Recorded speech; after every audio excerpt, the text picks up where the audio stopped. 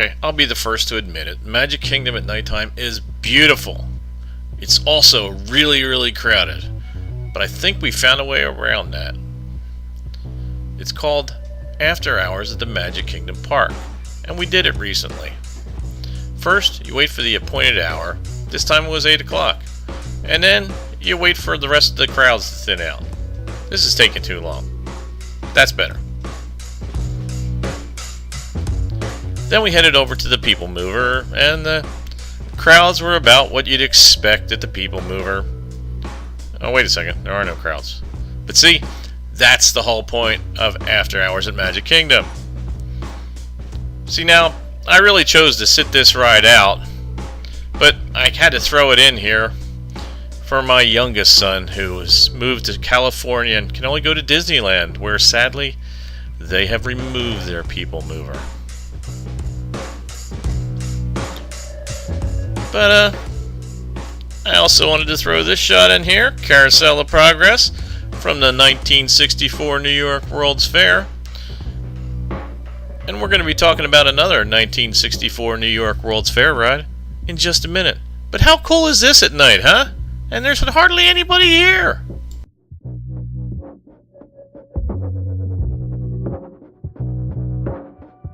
Now, without the crowds, you also got to see details you wouldn't normally get to see, like Hans Schroff's fantastic mosaics inside the Cinderella's Castle hallway. His artwork adorns the California Capitol, and his daughter's is the one that leads you up to the Land Pavilion. You can also stop in and visit Mickey and the giant inside of Sir Mickey's. I refused to brave the staggeringly long wait for Peter Pan's flight and decided instead to head over to Small World. See, me and the world, we go way back to New York City in 1964. That's me. I was 4. And really, this is mostly what I remember. That and my parents having to try and find a hot dog for me, because even with all the international cuisine, I didn't really have an adventurous palate. 'Cause I was 4.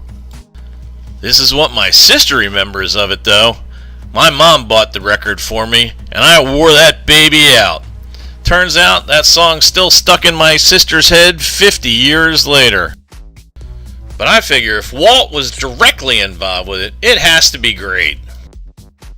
Small World Ride has one wheelchair boat that's fitted out for 2 wheelchairs, but they only allow 1 for safety. You can see how steep the ramp really is, and they park transfer vehicles right at the end of the first curve here. Like in this picture that Sue M posted on the Diz. Now, a cast member has to remove one of the safety railings before they can let you in. The gate will then open and you can board your boat.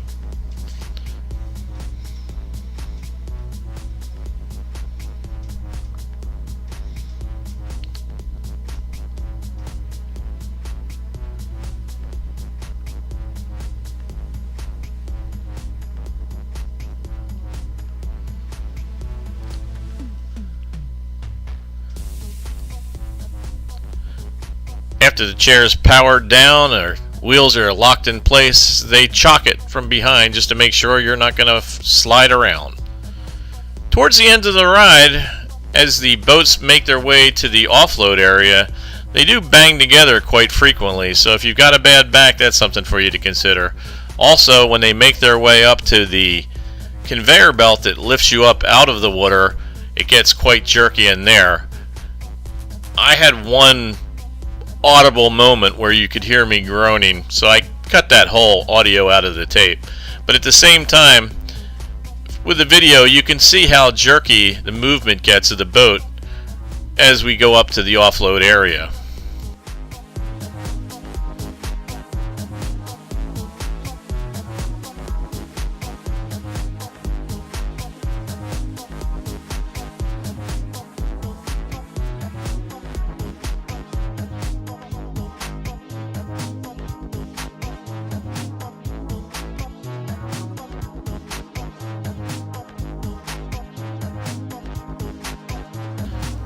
Now, after they remove the chuck, you're going to have to back the wheelchairs off. So for power chair users, you're going to have to be fairly versed at using your chair, because you will have to either do a 3-point turn, or for higher mobility chairs, you'll be able to spin right around here, because you're going to have to exit on the same side you entered the boat. And then for manual wheelchair users, you're back up another long, steep slope to the exit.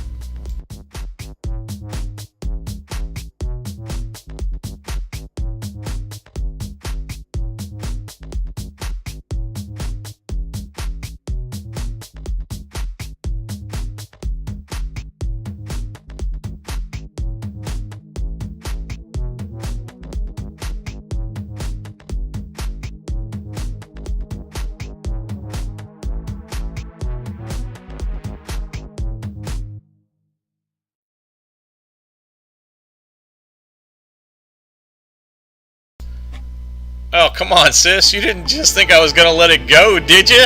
Here's one for the next 50 years.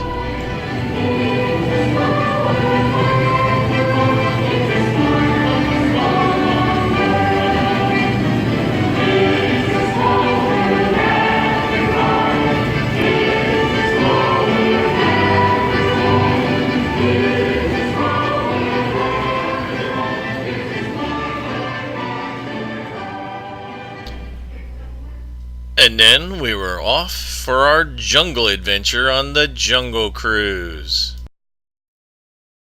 Jungle Cruise has only one wheelchair accessible boat, the Bomacondi Bertha, and Bertha can only float one wheelchair or ECV at a time, so if it's at all possible for you to transfer, please do so, and leave Bertha for somebody who can't.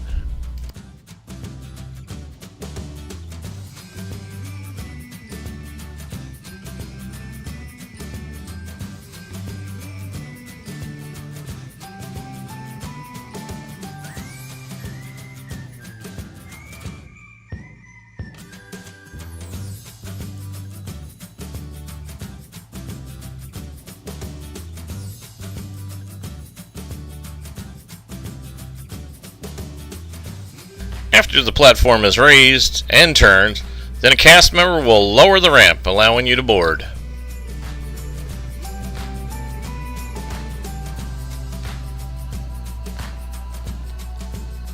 There are safety rails on both sides, and the ramp at the other end keeps you from overshooting and heading straight into the Jungle River itself.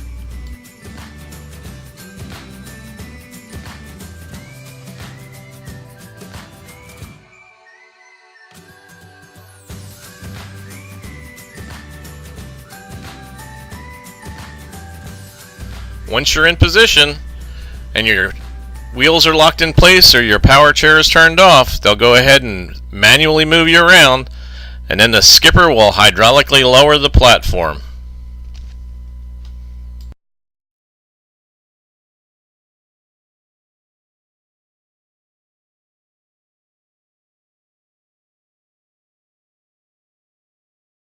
Pretty soon, Skipper Megan was taking us to far-off exotic places. The Nile River in the heart of Africa goes on for miles and miles and miles and miles and miles and miles. And don't worry, I know a shortcut. They'll take off a few miles. So we're gonna go say hi to my pet elephant, Peanut. Ahead, that's Schweitzer Falls. It's named after the famous explorer, Dr. Albert Falls. The world, step back, line up, And she was teaching us all about animals. Fun fact about Peanut, he's the fastest animal in all the jungle. He can run to speeds of 33 miles per hour, one of a kind. Truly inspirational. Fun fact about rhinos, though, they're the fastest animals in all the jungle. They can run to speeds of 33 miles per hour, one of a kind. Truly inspirational. Don't worry, folks, if you're being chased by a rhino, you don't have to outrun the rhino. You just have to outrun the person next to you. Or some facts about hippos. They're the fastest animals in all the jungle. They can run to speeds of 33 miles per hour. Get one of a kind. Truly inspirational. Now, folks, facts about Indian elephants. They're the fastest animals in all the jungle. They can run to speeds of 33 miles per hour. One of a kind. Truly inspirational. But all too soon, it was over. The scariest portion of our entire cruise. The end. Again, offload procedures, pretty much the opposite of onload. Skipper Megan's responsibility is to hydraulically lift the platform up into place.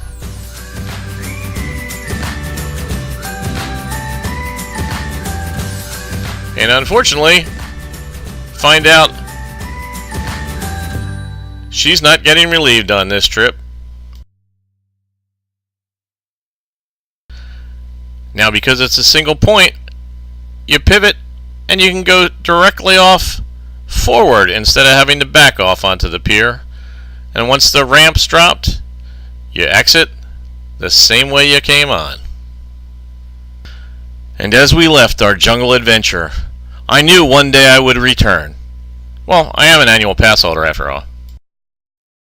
Yeah, so I thought After Hours at the Magic Kingdom was great. We got to ride iconic rides and be among a limited number of guests to enjoy a unique 3-hour park experience featuring more than 25 popular attractions and character greetings with little to no wait.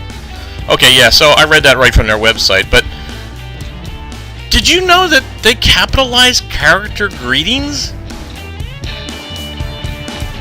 The main page of the website didn't even mention all the specialty ice cream, popcorn, and select beverages that were included.